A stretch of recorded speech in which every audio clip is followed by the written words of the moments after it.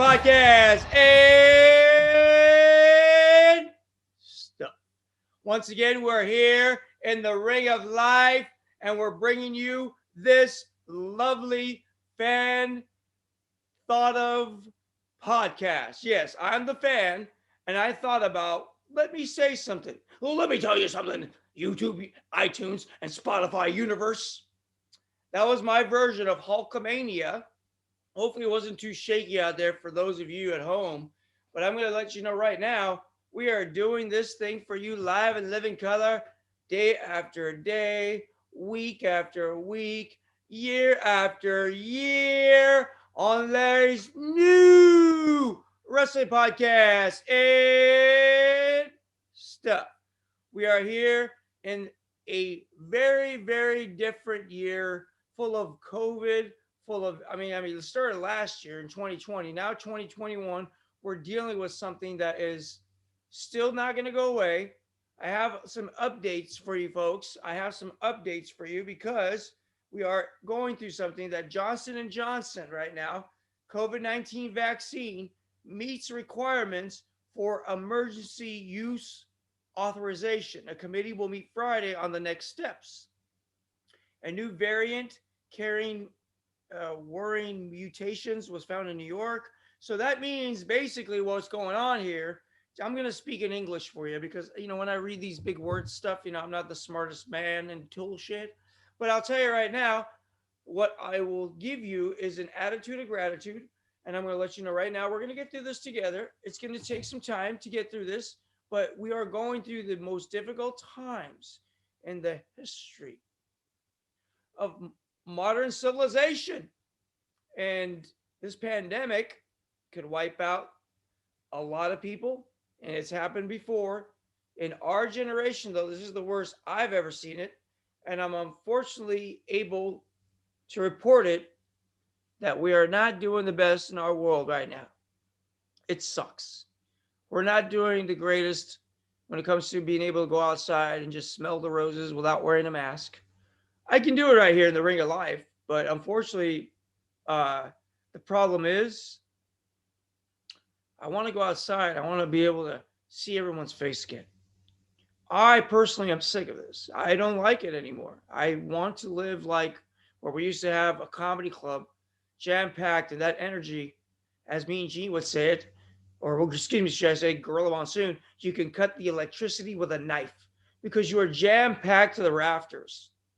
WrestleMania, 80,000 people at Ford Field. I'll tell you, I'd never been to a WrestleMania that big, but WrestleMania in Michigan at Ford Field, I'll tell you, man, I'll never forget it. Well, some of it I will because I was drunk. But remember, that is the old Larry. This is the 2 years plus sober Larry that's trying to be out there in the public eye as a person that's endured. He's been through a lot. And now I bring you a podcast via Lightning Strike Studios presents Larry's new wrestling podcast and stuff, where we talk about pro wrestling and we talk about stuff like COVID. And right now we're learning that there are different types of variants and things that are going to make a difference with this very scary, difficult, it's a difficult virus. And I'll tell you right now why it's a difficult virus is because no one can figure it out. We don't know what the cause of this virus is. What we do know is that, well, let's say it came from China, but we don't know what to do to get it to go away. It's gonna get stronger, weaker. Should we get vaccinated? Are people really living through vaccinations, or is this trial error? We don't know what we're gonna have to deal with, folks. All I know is this, that we're gonna bring you a show day after day, week after week, year after year on Larry's new wrestling podcast and stuff. So what I'm doing for you folks on YouTube, subscribe. On iTunes, subscribe. And on Spotify, subscribe. We're here for your viewership. We're here to get you to escape from your day-to-day ruckus. And I'll tell you right now, I've learned that when you really want to achieve something in your life, you can. And I learned through hard work, perseverance, faith. I tell you, I just started Lent as a good Catholic boy, Ash Wednesday. I'll tell you right now, you're not supposed to meet every Friday, not eat meat on Fridays, but us Catholics, we do this as a way of, trying to improve ourselves. So, whatever religion or faith you are out there, try to improve yourself. Let the blessings happen abundantly. And maybe these Zoom interviews that you've been waiting for have finally arrived. Maybe these Zoom interviews with some of the biggest names in professional wrestling may be taking place just for you folks. But tune in, subscribe, tell a friend, and thank you to those subscribers already for your loyalty to our show. And just remember one thing: life moves pretty fast. If you blink, you might just miss it. That was a reference, excuse me. From time to time, I have a beverage because I get this thing called dry throat. So after a nice beverage break, which is going to stay in the show, folks, because we don't need to take it out. No need to edit it. It's real. Just like me, I'm real. I'm all natural. My name is Larry Lawrence. The name's so nice, they named me twice. And the reason why you're tuning into this show, you have no idea what you're about to experience. You're about to experience a fan perspective about professional wrestling. What we do here, folks, on our show is we introduce you to old school wrestling, and we talk about new school wrestling, and we talk about stuff which is on YouTube, iTunes, and Spotify for your viewing needs. If you have no needs, never mind. Don't listen or fast forward or do whatever makes you happy.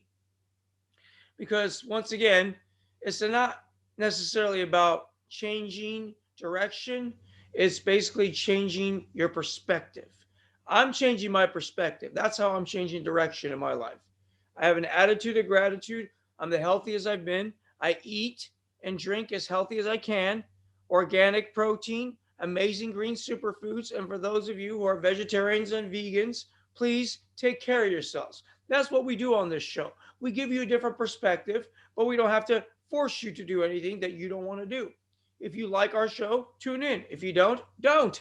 That's all. Because it doesn't matter. It doesn't matter. Or as The Rock would say, it doesn't matter. Okay, so I do shout every once in a while. So be ready for it, folks. I'm not going to shout through the whole show, though. I learned. It's all about the levels. Thanks, Bird. Anyways, back to focus. So today, we're going to go and talk about some interesting different perspectives like the movies. So for those of you dealing with COVID, you may go to Netflix. You may watch Netflix or watch wherever a streaming service and just say, hey, you know what? What's on net? Whatever. So they're not our sponsor, so why should we promote it? Anyways, that you go on the streaming service. Anyways, you watch a movie. I watched a movie called The Gift. Jason Bateman, you may know him as the guy from Hogan's Family and even Valerie's Family before that because they changed moms because she passed away. Maybe they had negotiation issues, but whatever. I digress. We're talking about this now. Jason Bateman, The Gift. Now, Jason Bateman was also Teen Wolf 2. Michael J. Fox was Teen Wolf 1. Okay, now that was my favorite one. The music was so-so, but that was my favorite one because Teen Wolf 2, I can't even say it. That's why it's not worthy of viewership, but Jason Bateman didn't do the Teen Wolf justice. He just didn't have it. I mean, I watched it. It's just, it didn't, because it was a different, but same character. Just like Michael J. Fox as Marty McFly. Jason Bateman as Marty McFly in part 2, I just maybe wouldn't have been feeling, Jason. I can't even do a good impression of Jason Bateman because he's just Jason Bateman. Do you see what happens on this show, folks? I don't either because I have no idea. That's the biggest problem about my show. Or should I say, excuse me, our show. Because you're a part of it. You see how this goes, folks? You don't know what to expect. But if you tune in, you'll find if I would finally go through puberty, that would also help. I think I'm going to have to take another beverage. Excuse me, this throat today, I tell you.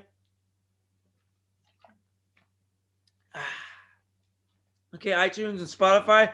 That was me having a, not an adult beverage, but a sparkling flavored drink. Anyways, I'm not going to promote anybody because if they're not our sponsors, It doesn't matter. Anyways, I digress. Pretty soon, we're going to take this game to the next level, folks, but we're already doing it right now by your viewership. So thank you. And the gift to you is a movie. It's called The Gift. And The Gift, nice segue there, right? The segue is this. Jason Bateman, he seems like a really nice guy in the movie, but it's kind of weird because he's like, it seems like he's kind of holding back. I feel like it's similar to his character on the Hogan's Family.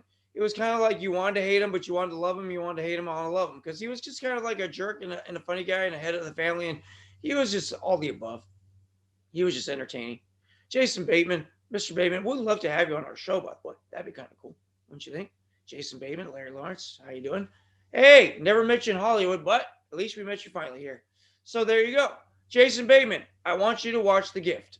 That's what I'm going to say. Gordo is the weirdo. Think about the name, Gordo. I mean, that's just weird in itself. It's kind of like watching me. It's weird. But I digress. Larry Lawrence will tell you this. Watch The Gift for the twist in the plot. It's kind of like trying to watch this show. You're trying to figure out what direction it's going in, but you have no clue. So basically what you're watching, you're not too sure if you should continue watching because it's like, where are we going? What the beep is this guy doing? I'm just saying. My friends, if you thought this was interesting, try to meet me in person. You can't. You don't know where I live. I'm in the ring of life, in parts unknown. Speaking of parts unknown, how about wrestling? Let's talk about AEW. Yeah, that's called parts unknown because we never know what direction they're going in. Okay? We have been watching Dynamite. Now, when I say we, I see us fans because I know there's other people out there watching AEW Dynamite wondering, is 61-year-old Sting at AEW Evolution, is this going to become one of the most interesting matches ever to watch? I mean, I saw him the other day on Dynamite kicking ass. He looks in good shape. He keeps all his clothes on. Well, I'm not trying to say that I enjoy him that way. I want him to be looking buff. Because 61, you don't necessarily look buff. At my age, which is parts unknown age, I'm very buff right now and I feel good. I'm probably very handsome to most women. I'm just saying, if you don't agree, if you're a woman out there, I'm sorry. It doesn't matter. Here you go, Bert. That was for you, buddy. Anyways, because it's not about your looks, man. It's 61, but he's still buff. Cool. He's still, ow! Sting. So anyways, he's going to be fighting along. Check this out. He looks really old, and he does not look the same as Tully Blanchard. He's going to be with FTR, and they're taking on the Jurassic Express, or I want to call him Jurassic Park. And it's, the late, great Luke Perry's son, Jungle Boy. Or as Jim Ross likes to call him, Jungle Jim Perry. Or something like that. Jungle Joe Perry, something like that. Anyways, that Tully Blanchard, I don't know his age, folks. I want to get it right now, to be honest with you. Sometimes we just have to research as we go here. But I'm going to tell you right now, Tully Blanchard is no spring chicken. I mean, I know the Four Horsemen. He was one of the original, okay? So Tully Blanchard, whose daughters had controversy, but we're not talking about her. He's 67, folks. Born in Calgary, home of the Bret the Hitman Harts, okay? And Tessa Blanchard, is his daughter. He has 4 kids, looks like 1, 2, 3, 4. Yes, all with T's. Wow, he wanted to keep them all. Tessa, Tally, Tanner, and Taylor. Oh, wow, that's a tongue twister. There you guys. See that? Well, about that, folks, we just saw a tongue twister with all his kids. He's billed at 5'10". He's 5'10", and he was born on January 22nd, 1954. Tully Blanchard is 67, folks, and he's going to be fighting with the FTR, bro. Woo! That's what I'm saying, because Ric Flair is 72 today. And a happy birthday, Ric Flair. Happy birthday to you. Woo! Happy birthday to you. Woo! Happy birthday, Ric Flair. Happy birthday to you. Woo! 72. And he said last week or 2 weeks ago, I'm dead. Woo! He said Ric Flair, 71 Viagra. Woo! Storylines. WWE. Crazy. Just as crazy as I am. No, not really.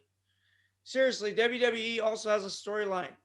I mean, I even touched the surface with AEW. AEW, folks, they're going to have a Japanese barbed wire death match. Okay, it's like explosive. The word explosive is in there somewhere. Jon Moxley and Kenny Omega. And Jim Ross is talking about that match. And Tony Schiavone takes over and tells you the date. And then Excalibur, hey, says Tony Schiavone, if you didn't know, this is what a barbed wire Japanese thing is like. They wrap the ropes with barbed wire. It's like he's telling Tony Schiavone, if you didn't know, like Tony Schiavone hasn't been a part of wrestling for decades. I mean, is this like, who's writing this? Tony, if you didn't know.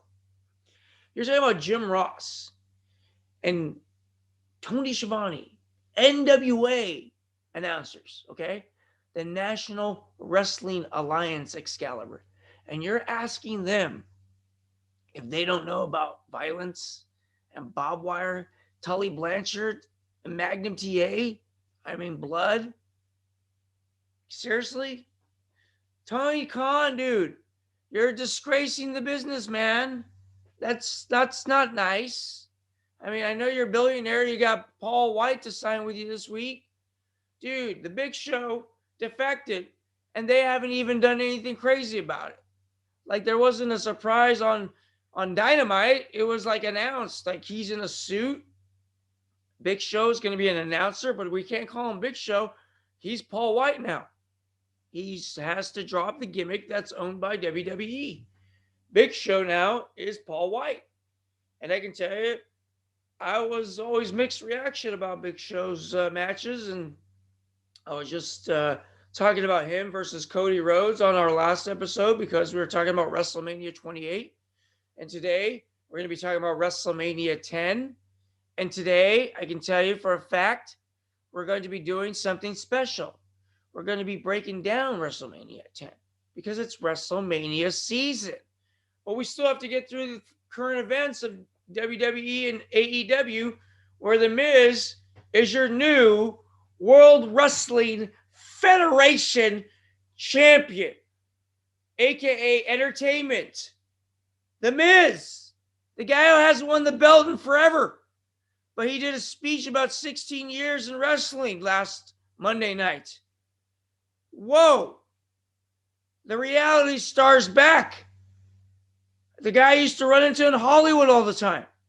Seriously, I couldn't go anywhere without seeing The Miz in the beginnings of his WWE run. I was like, dude, you're everywhere. I'm everywhere. You're richer than me. That was about it.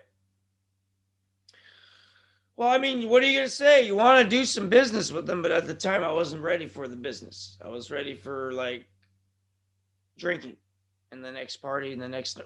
I wasn't ready. But you know what? I'm ready now.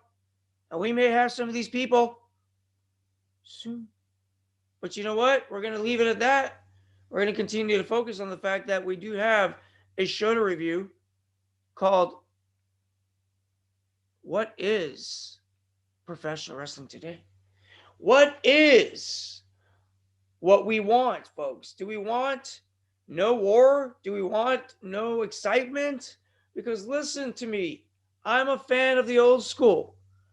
And the reason why is because you can't have a war without someone firing the first shot. You can't have a battle for rating supremacy if nobody cares. So essentially, is wrestling going to be a scripted movie theatrical version of what used to be blood, sweat, and tears, traveling in the cars, going from city to city, and getting nothing to little money to perform for the crowd that night? That's what you did to essentially become a famous wrestler. You didn't have big money contracts from the independent circuit to a billionaire's company that's being... I mean, Shaq's going to fight, dude. Shaq finally he's going to get in the ring now with the Big Show, which should have been what we're fighting here, not Cody Rhodes in a mixed tag. So I hope they find a way to get Shaq and Paul White to go nose to nose to set up some future business, because they couldn't get it done in the World Wrestling Federation for some reason. Maybe, just maybe, Tony Khan can capitalize on the fact that inside the NBA tonight, maybe, you know what? We're going to get some hype finally. We're going to get some hype. And we're going to get AEW and TNT, which inside the NBA is on. And they're having the fight on a regular TNT Dynamite show called The Crossroads. So you have Jade Cargill, who no one knows, and Red Velvet, who nobody knows, in a mixed tag against Cody Rhodes and Shaq. So essentially what we're getting, folks, is who cares about the women? Why don't we just have a one-on-one? But they don't want to do that because Shaq is not a wrestler. He's a retired NBA star who's basically right now, I believe, in his late 40s, but let's verify that. How old is Shaquille O'Neal? Since we're playing Name That Age night. I mean, think about it. What is Tully Blanchard going to do at 67 in a mixed tag with FTR against the Jurassic? Hopefully beat up the little midget gang. Whatever. I don't know. What's he going to do? Really? He's 67. Can he still do the suplex off the top rope? We'll see. I don't mind seeing it if he's still got it, so he could say yes. I mean, he doesn't look anything like Edge. I'll say that, 47, and he's in the main event at WrestleMania against Roman Reigns. He finally picked who he wants from after winning the Royal Rumble, and now he picks finally, because NXT was an option. Not really. And WWE title was an option. Drew McIntyre, they gave it to Miz. So that storyline is over there. The Miz and now Bobby Lashley, maybe, because Bobby Lashley helped the Miz out by kicking Drew McIntyre at the end of Elimination Chamber. Are you keeping up with this, folks? Because this is the current wrestling product. I can't help it. This is what's causing all this. I'm a dad. I'm 71. Woo! Crazy. That's the world of professional wrestling in 2021. It's like if I took a time machine and I said, what? This is wrestling in 2021? Really? Like the Miz used to say, really? What the hell happened to wrestling? Garbage. As my dad would say, that means throw it in the trash in Arabic. Wabulanam. That's another one. I'll leave that one uncensored. Go pee and sleep. Anyways, just saying. It's a funny thing that Shaq is 1972. Anyone born in 72, that's not a bad age. He's 48 now. 48. Hey, 1972, 48. 1977, Star Wars came out. I'm just saying. That's how old he is. Remind yourselves, folks, that age is just a number. But Shaq is way beyond his prime, but maybe not. We'll see. He's going to be in the ring. Hopefully he's not going to get gassed too fast, because this isn't like running in the NBA, but it is definitely cardio. But he's probably going to be stationary a lot. I have a feeling he's going to be the Giant. He's going to move slow like Andre the Giant did towards the end of his days. But I just hope that this is a match worthy of viewership. I mean, it should be. You'd hope it would be. But what's going to happen next week on Dynamite? You know, what's going to happen is we're going to bring you Larry's new wrestling podcast and stuff. And we're going to review that along with other matches that are taking place, like the Dark Order against Matt Hardy and the Private Party and that hybrid group who I don't even know the names. I don't care. But the thing is, Matt Hardy and Private Party, I don't know their names. Let's just call them the guys with the bad outfits. Matt Hardy, the original Hardy Boy, along with, not like the book, The Hardy Boys, and that was a whole different Hardy Boys. But anyways, just look it up. It's an 80s Hardy Boys thing. And it's whatever. We're going to focus on this. Does anyone care about this match? I don't. Okay? How about the exploding match, seriously, at the pay-per-view? Does anybody care to see people get blown up to smithereens? That's not how you start a war. You talk crap to WWE and you say, hey, we got your guy who you've had for 20 years. But instead, he's going to be an announcer on their dark show, a new show that they're debuting on Monday nights on YouTube. He's going to be an announcer with Tony Schiavone. And he's going to be, because he said, oh, I'm reunited with someone from 20 years. He didn't say the dastardly giant that used to choke slam people in the Dungeon of Doom. He said the dude from WCW Nitro. It's sad, man. Like, I have all this knowledge of professional wrestling from that time because you know what? I was watching it back then because it was like the hottest time of wrestling. And it's sad for me as a fan to know that there's a company on TNT with a billionaire. It's not Ted Turner, but it could stir it up again, where we could have an arena full of 60,000, 70,000 fans going, AEW, AEW, AEW, because it would become like ECW cultish again. And then you have the other side where he may have to sell it to NBC, but then it'll still be publicly traded. But they'll have to figure out a way to, because there's a weird thing happening now that it's on the Peacock network. The WWE is going to be possibly up for sale. And I'm telling you, NBC Universal could probably own what McMahon decides, hey, you know what? Maybe it's time to sell this company like George Lucas did for $4 billion.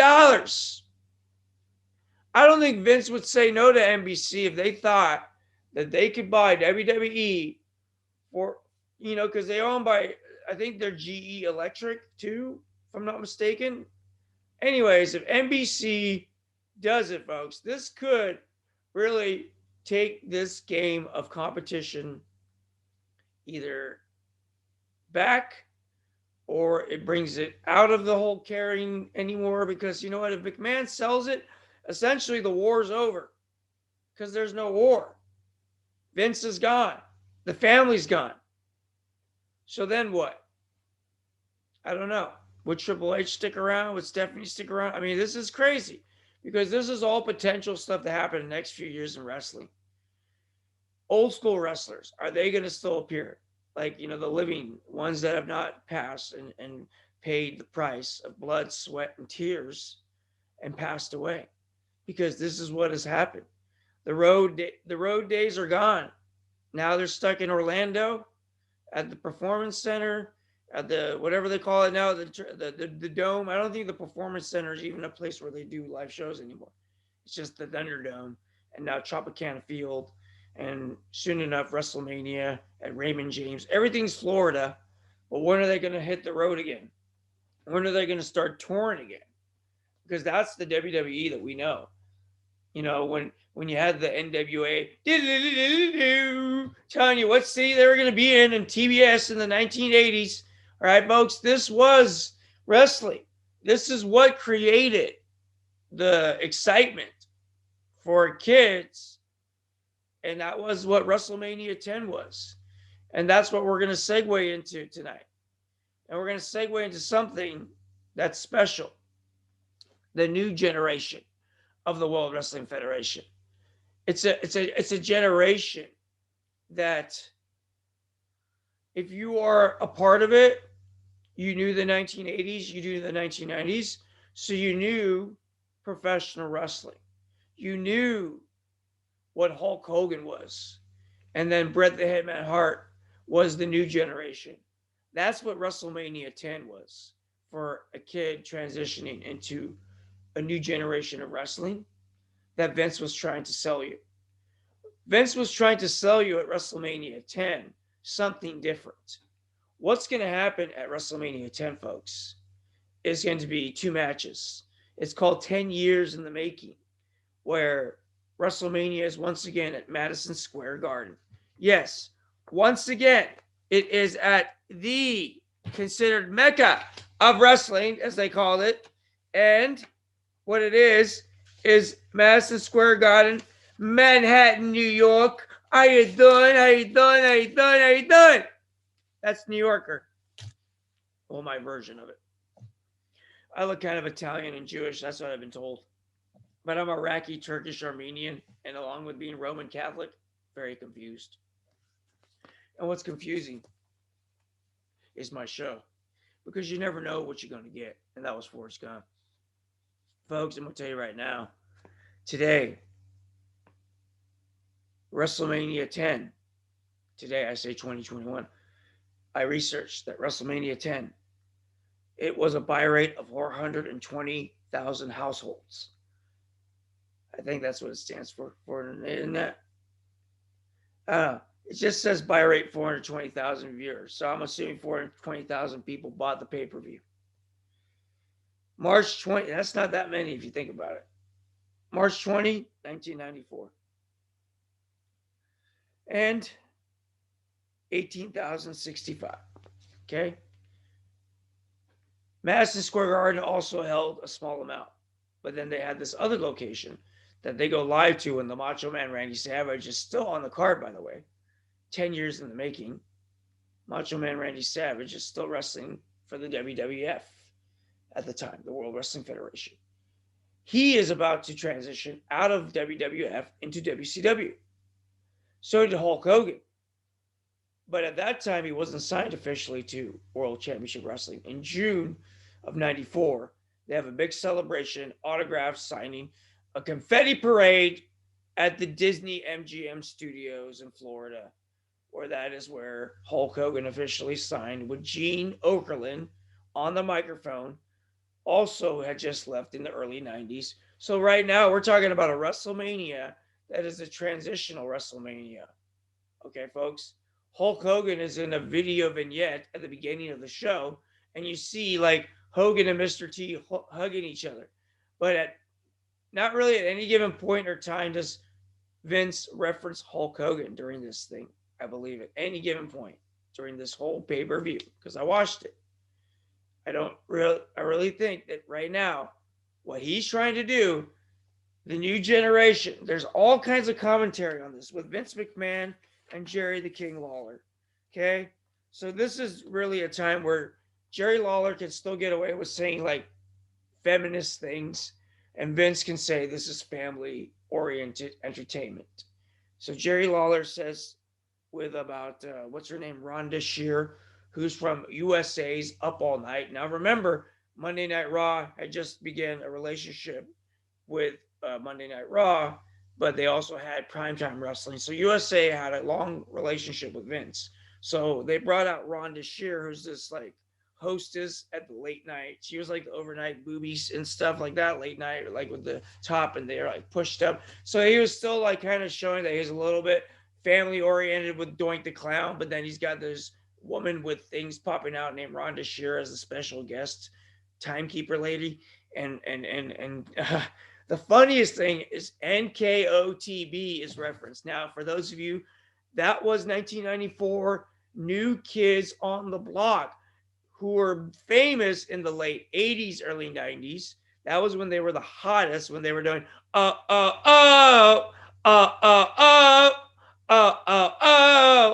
the right stuff. Okay. I'm sorry, but sometimes that's going to happen on this show.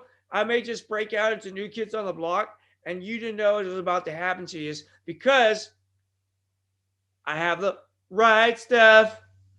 Anyways, I loved him though, growing up. You know what I'm saying? Hanging tough.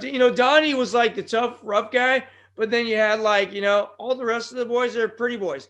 Finally, when you see WrestleMania in 1994, you see Donnie Wahlberg just hollering at this older woman, Rhonda Shear. He's sitting there, he's in her ear, and the camera's on them. And it's like, dude, you're supposed to be focused on the match and what's going on in the ring. He's trying to sleep with the older woman from USA Network. He's like, hey, you ever slept with a young guy? I'm telling you, you can just watch the footage and you'll be like, damn, you're right, Larry.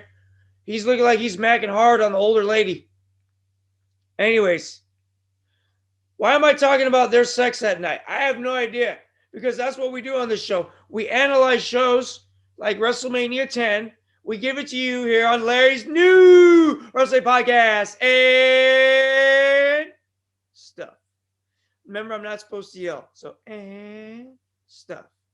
Anyways, so this night is a very interesting night because you have matches where you mix old school and new school. So they go to like vignettes of like WrestleMania moments. They talk about like when Jake the Snake Roberts and Gorilla Monsoon is not on the commentary anymore. So Vince McMahon and Jerry Lawler are, and Vince McMahon is the protagonist, and Jerry Lawler is the antagonist.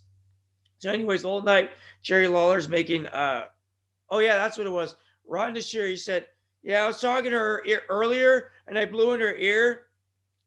She was asking for a refill. So I guess when he blew in her ear, he's trying to say she's an airhead. She's blonde, but that's Jerry Lawler's humor.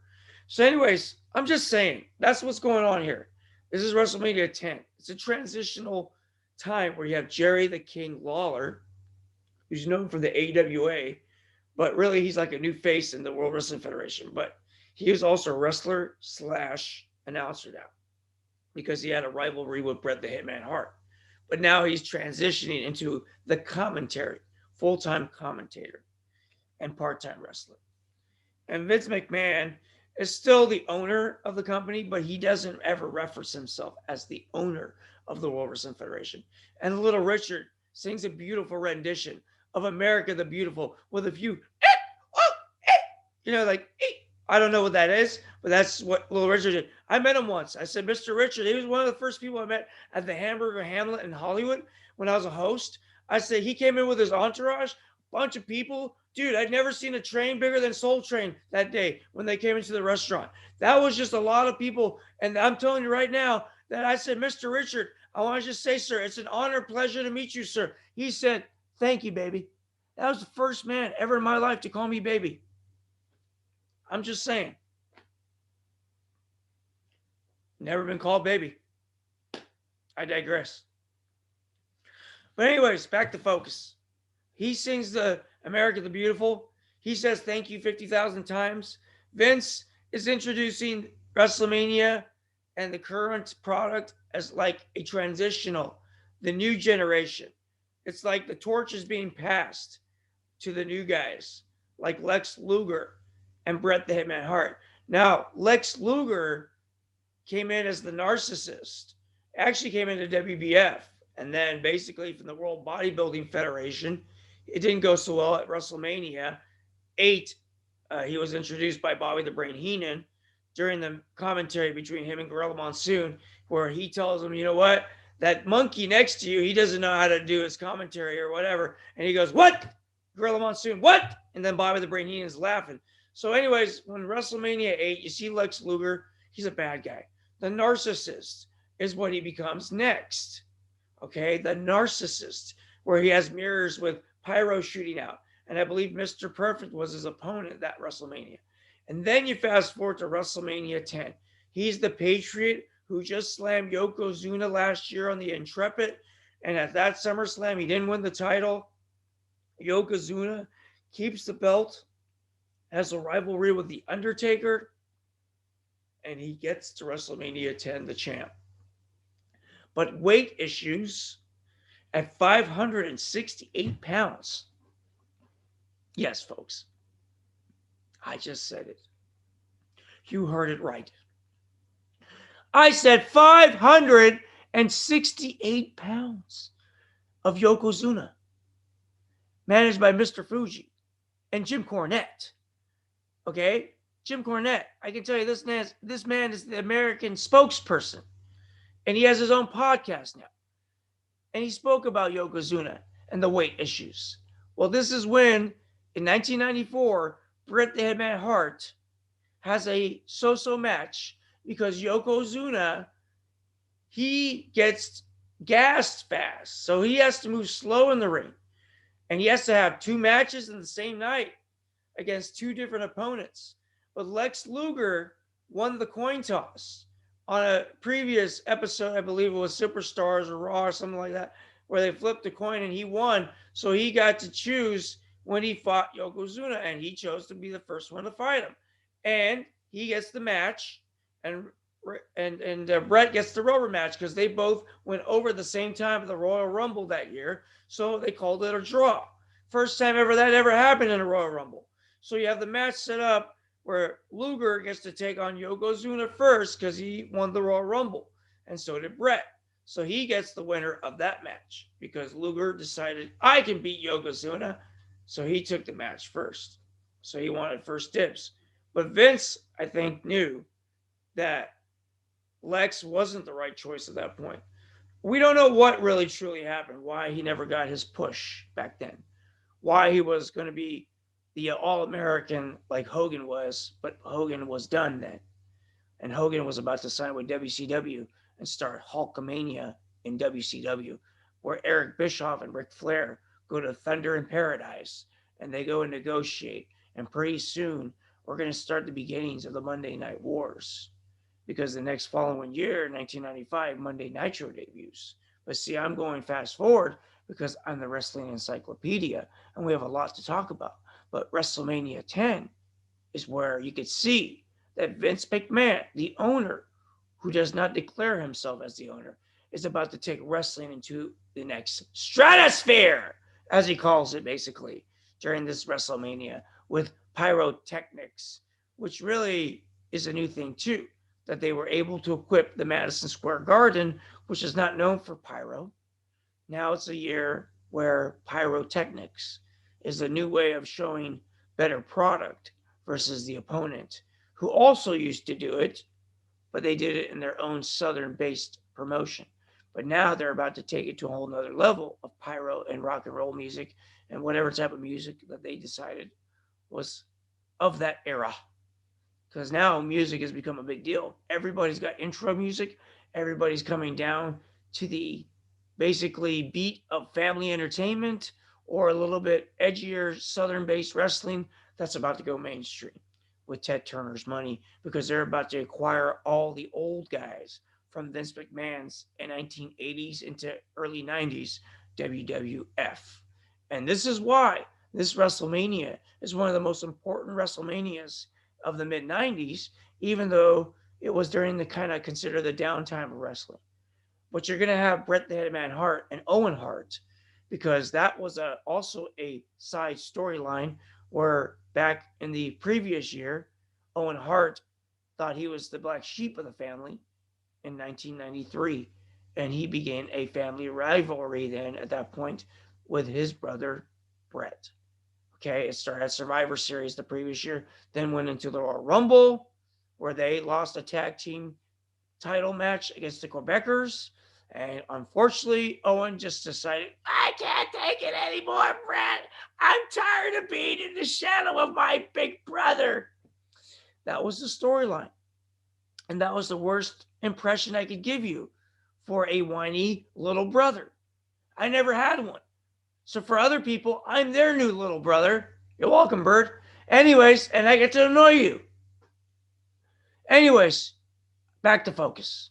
We're going to be doing things on this show, folks, that don't make sense. But that's okay, because you're still watching Larry's new wrestling podcast and stuff. Well, we talk about wrestling. And we talk about stuff like COVID, like The Gift, which you're going to watch with Jason Bateman, and for the twisted ending. And then you're also going to watch AEW and WWE for the twisted endings that we don't care about. And you're going to watch this show for old school Zoom interviews and all we can talk wrestling on our show. So thank you for subscribing on YouTube. If I can say it, subscribing on YouTube, iTunes, and Spotify.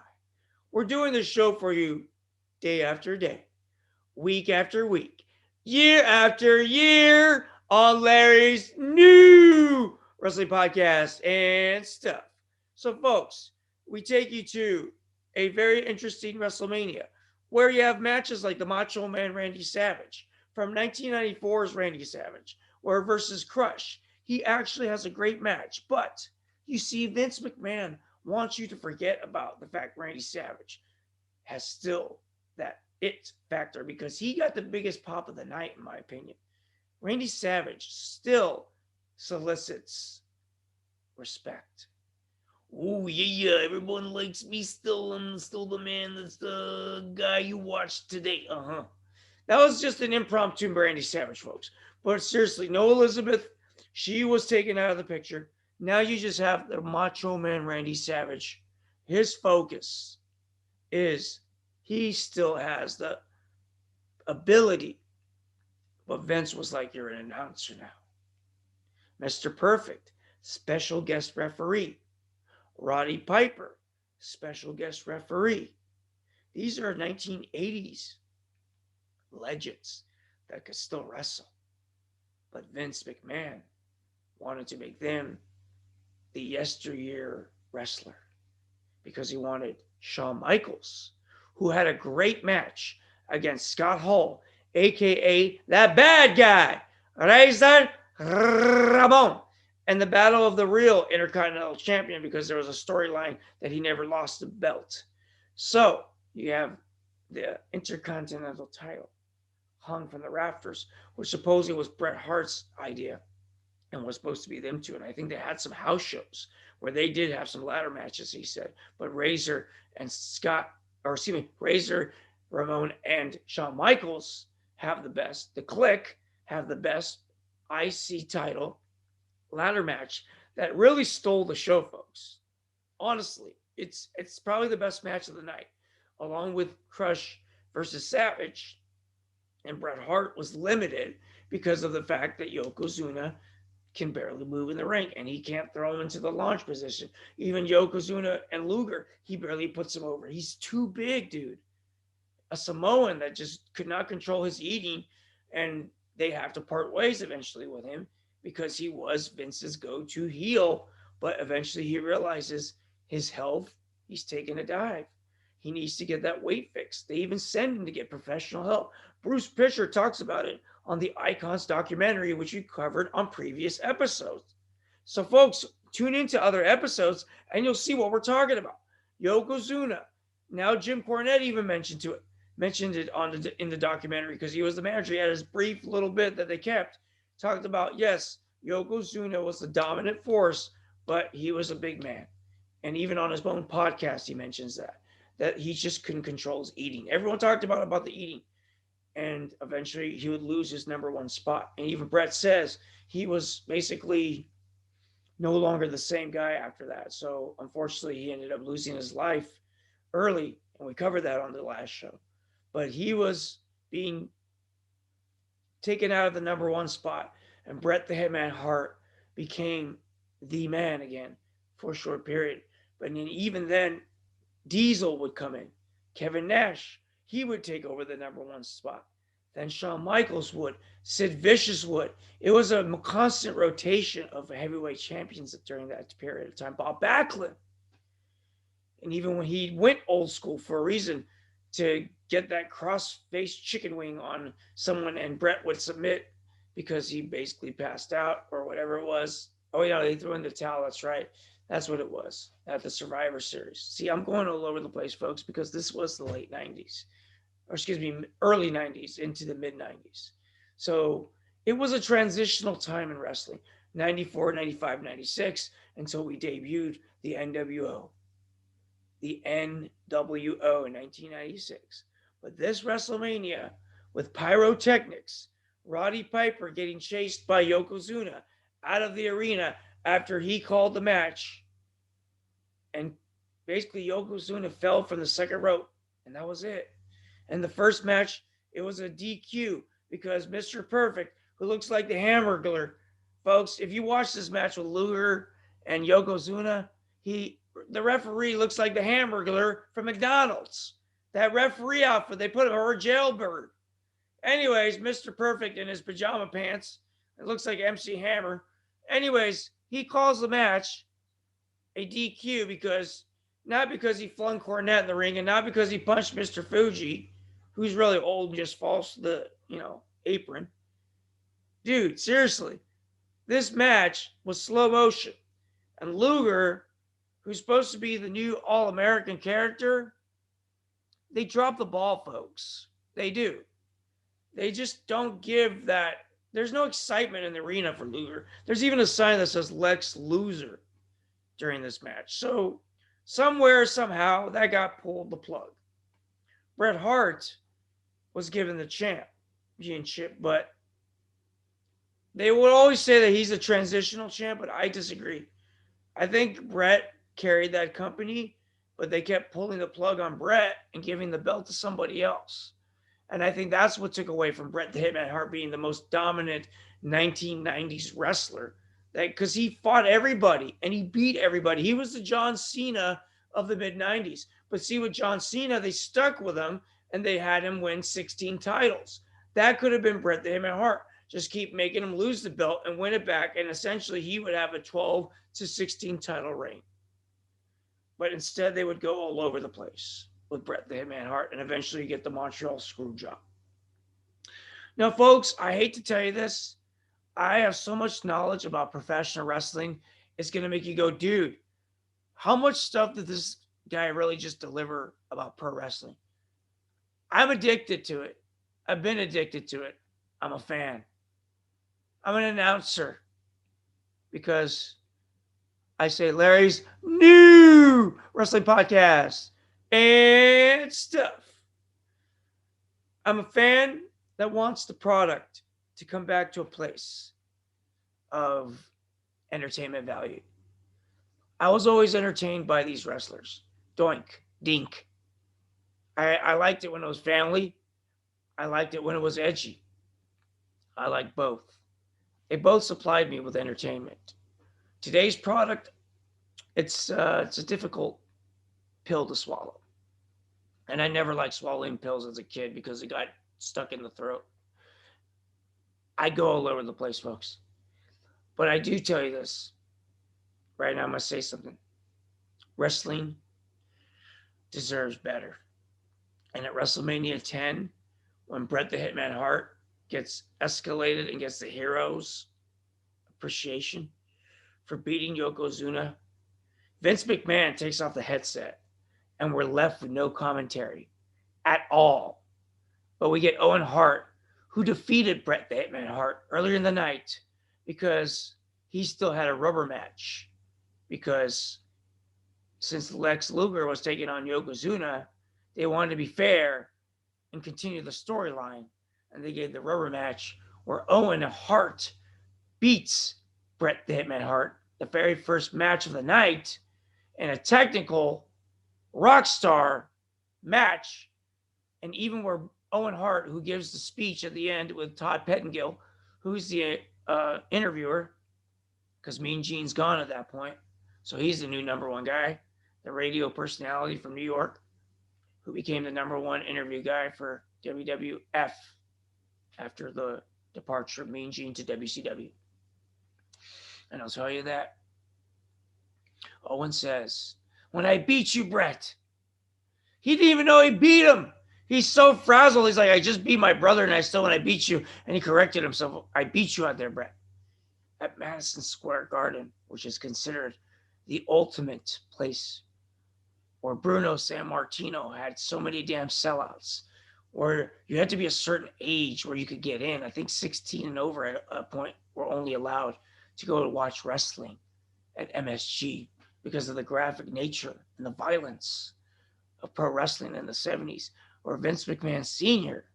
and Vince McMahon Jr. continued the history at WrestleMania 1 in 1985 when Mr. T and Hogan took on Piper and Mr. Wonderful, and Cowboy Bob Orton was the enforcer outside. And Pat Patterson was the referee. And Muhammad Ali was also a guest referee. Where Cyndi Lauper came down and the Rock and Wrestling was taking place. Her Hulkamania was running wild. This is WrestleMania season. 37 is coming up from Raymond James Stadium. I believe is it 37, 38 because of COVID. I screwed that one up maybe. It might be 38 now. See, even this year is a screw year because WrestleMania, is it 37 or 38? It's the yeah. In 2021, it's 37. Okay. See?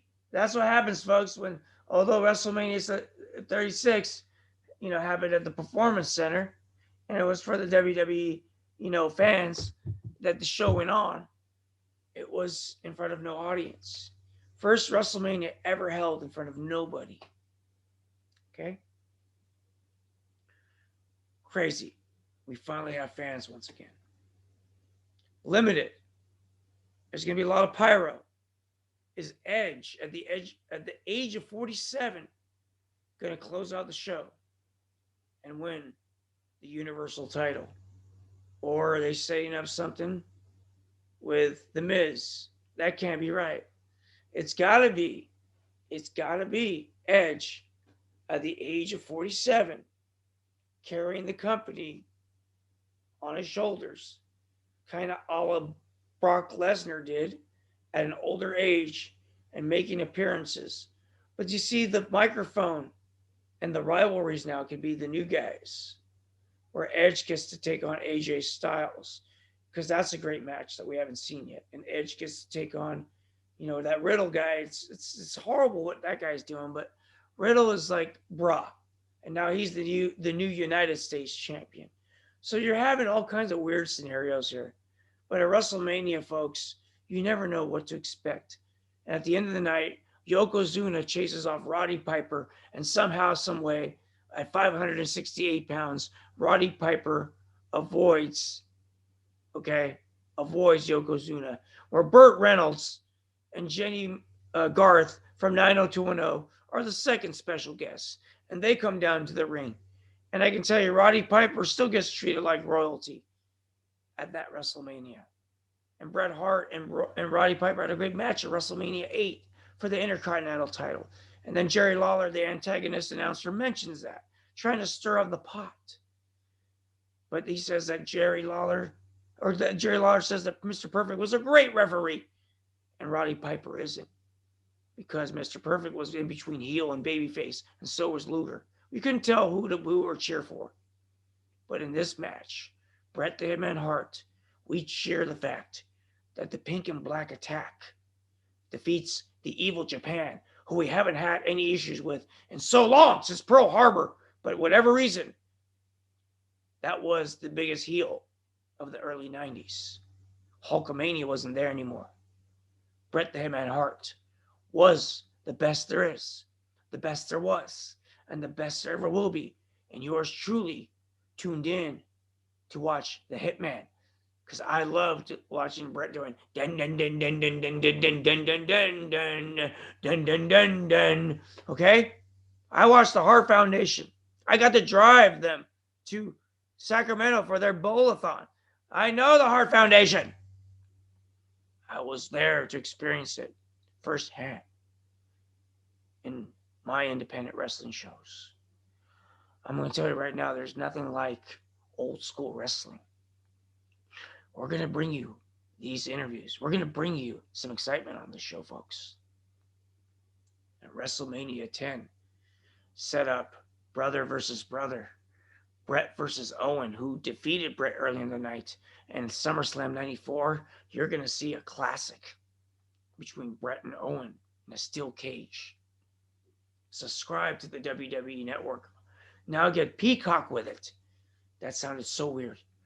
Go to the Peacock Network, get it, watch these classic wrestling matches, and listen to me review them on Larry's new wrestling podcast and stuff.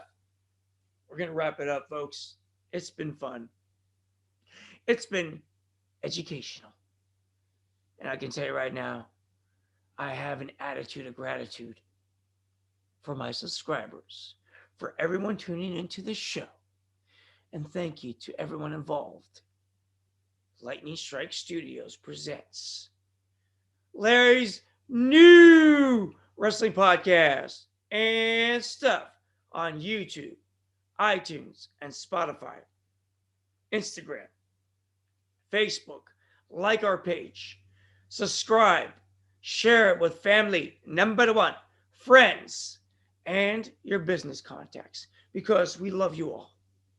And this year, when we bring back stand-up comedy and WWE wrestlers that do stand-up and pro wrestlers of old school, new school, coming at you live, because we're going to bring it to you, folks. Get ready. It's what the world is watching. The World Wrestling Federation back in the day. All right? And just do me one great big favor. As we leave today, always stay positive, Stay healthy out there during this pandemic, during this most difficult time in our generation's lifetime, because our lives are whatever we make of it. Let's go out there into the world today and simply make it a great one. Thank you all for tuning in to today's new wrestling podcast and stuff. I love you all. Now, as we go off into the sunset, or whatever time it is where you're at, I give you this. Thank you. Take care. And we love you all. And I tell you one thing. If you change the question, I might still not have the answer. Okay, take care. I have no idea what I'm saying. It doesn't matter.